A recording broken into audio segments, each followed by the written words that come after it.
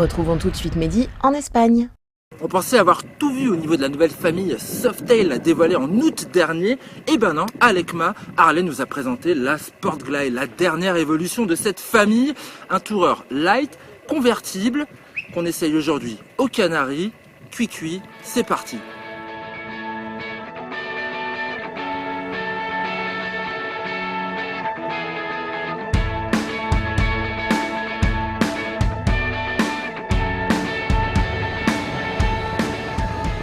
Sur l'île volcanique située au niveau de la pointe de l'Afrique, la Sportglide, magnifique, révèle d'emblée une âme voyageuse avec ses sacoches rigides et son mini saut de vent, également grâce à ses bonnes suspensions.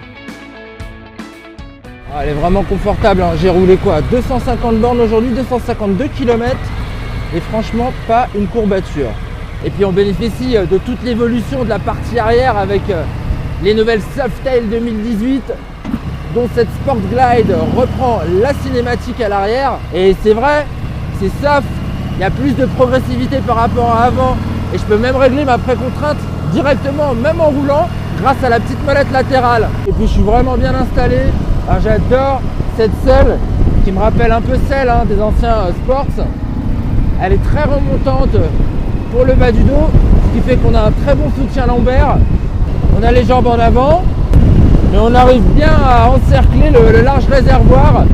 Et puis le guidon est sympa aussi. Il est bien ramené vers moi. Ce qui fait que j'ai vraiment une très bonne maîtrise de la machine. À niveau protection, le mini Batwing est certes pas très haut.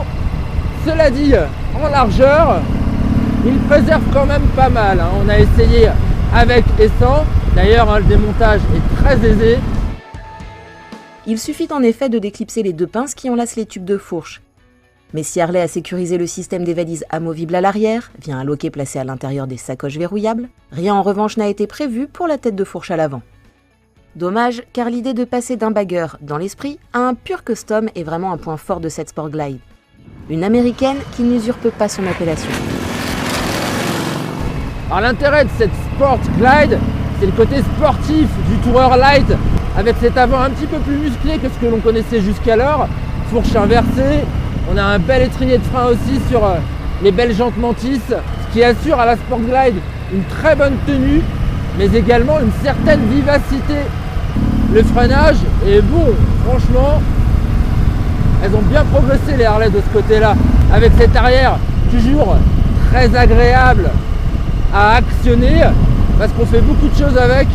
Alors, la garde au sol, elle n'est pas phénoménale, bien entendu, on se situe en dessous des 30 degrés d'angle, mais c'est quand même pas mal. Il y en a, ce qui permet d'avoir quand même une conduite assez dynamique. Ouais, ce qui frotte par contre, c'est les échappements. Côté droit et côté gauche, c'est la béquille, ce qui peut faire un point dur, pas toujours très sécure.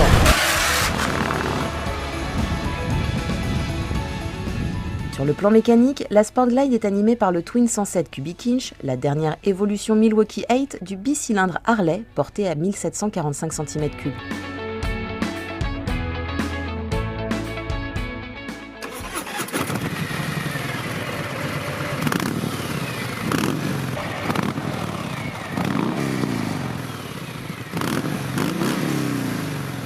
« 84 chevaux de puissance, mais surtout 145 Nm de couple, annoncé à 3250 tours minute. Ce Big Twin avance des performances honorables. Ah, il est sympa ce moteur, il ronronne bien, il est déjà bien présent dès 2000 tours, mais c'est vrai qu'il n'y a plus trop de vibrations sur les nouveaux blocs, ce qui assure un certain confort de conduite, c'est sûr. Mais bon, il manque un petit peu ce caractère, la Harley à l'ancienne. Il est très coupleux, ce nouveau Between Harley. En fait, on va beaucoup jouer sur les rapports supérieurs en restant entre 3 et 4000.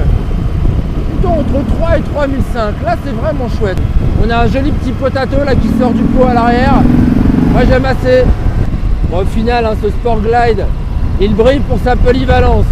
On peut rouler avec toute l'année. En ville, c'est pas mal parce qu'il y a un bon rayon de braquage, on a de bons appuis. Bon, la belette est lourde, faut quand même rester vigilant. Ça reste un custom. Un custom, je trouve que c'est quand même toujours piégeux. Mais pour le reste, dès lors qu'on lui met son mini Batwing et ses valoches amovibles, eh ben on peut envisager de faire un petit peu de voyage au long cours. À condition toutefois d'optimiser la hauteur du pare-brise, minimaliste, une référence bien entendu présente au catalogue des accessoires.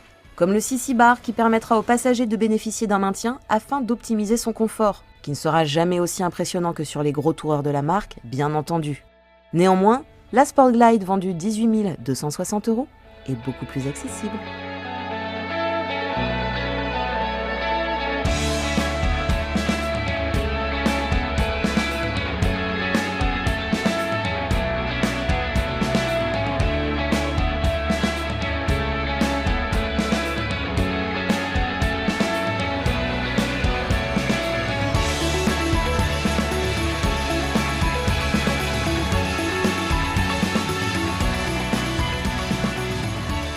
On est venu jusqu'à Canaries essayer cette Sportglide de la Harley Davidson.